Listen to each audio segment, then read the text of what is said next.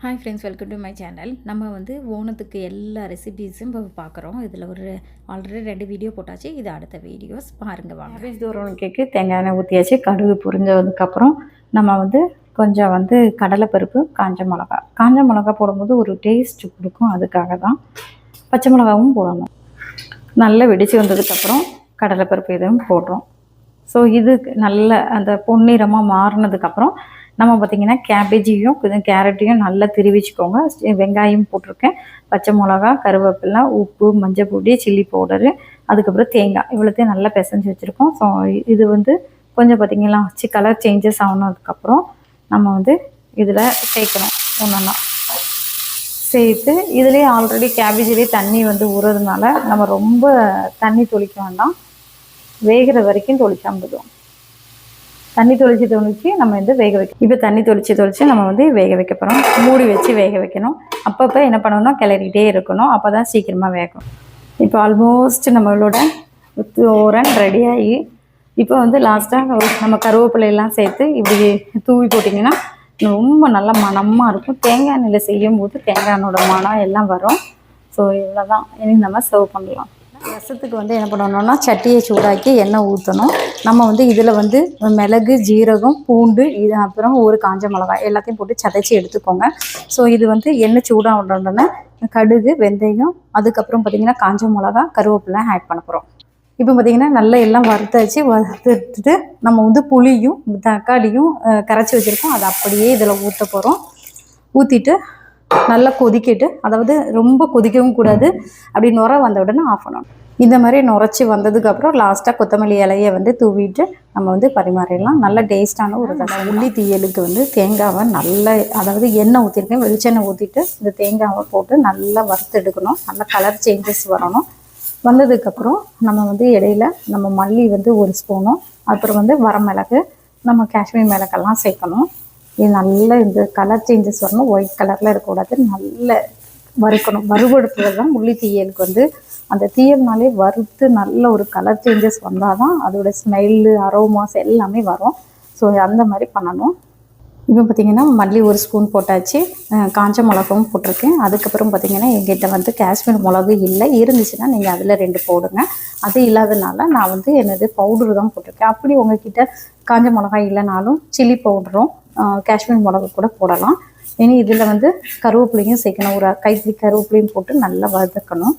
வறுக்கட்டு so இதை நல்லா மையம் அரைக்கணும். தண்ணி சேர்க்காமல் நல்லா அரைக்கணும். அரைக்கும் போது தான் ரொம்ப டேஸ்ட்டு கொடுக்கும். இதில் லைட்டாக தெளித்து நீங்கள் அரைங்க.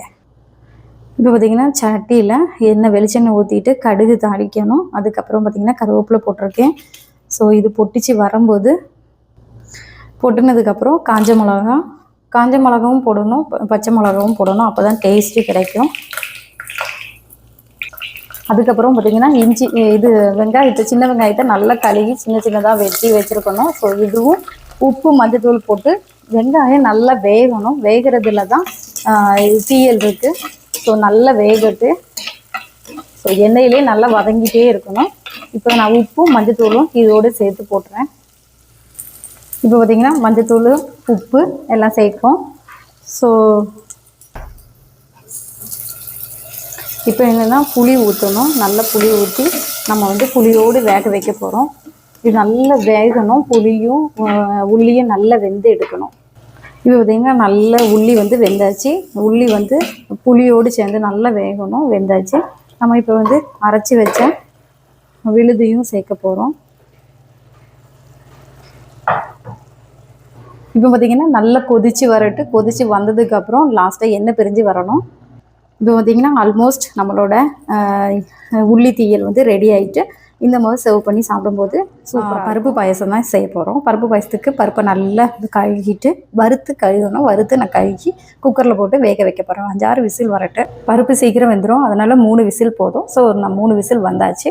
இனி இதை மாற்றி வைக்க போகிறேன். அடுத்ததில் பாகுக்கு வெல்லம், இப்போ அதாவது கருப்பட்டி இல்லை வெல்லம், நான் கருப்பட்டி தான் எடுத்திருக்கேன்.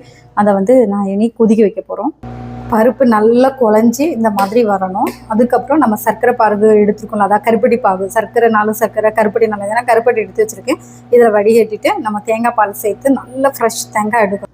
இப்போ பார்த்தீங்கன்னா பாயசத்துக்கு நல்ல சர்க்கரை எல்லாம் சேர்த்தாச்சு. கருப்பட்டி சர்க்கரை உங்களுக்கு என்ன தேவையோ, சர்க்கரைனா சர்க்கரைனா இது கருப்பட்டினா எனக்கு கருப்பாக வேணும் அப்படின்னால கருப்பட்டி எடுத்தேன். ஸோ ஃப்ரெஷ்ஷாக நம்மளோட கோகனட் மில்க்கும் சேர்த்துக்கோங்க.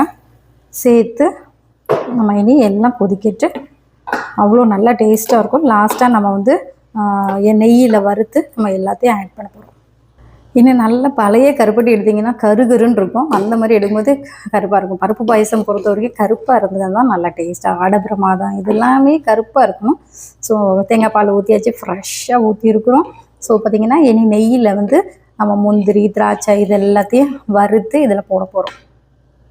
இப்போ பார்த்திங்கன்னா நெய்யில் ஏலக்காய், அதுக்கப்புறம் முந்திரி, கேஷ்யூ நட்டு எல்லாத்தையும் நல்ல நெய்யில் வறுத்ததில் கொட்ட போகிறோம். அப்போ நல்ல டேஸ்ட்டாக இருக்கும். ஸோ இது கண்டிப்பாக உங்களுக்கெல்லாம் பிடிச்சிருக்கும். இதை மாதிரி செஞ்சு சாப்பிட்டு பாருங்க, சூப்பராக இருக்கும்.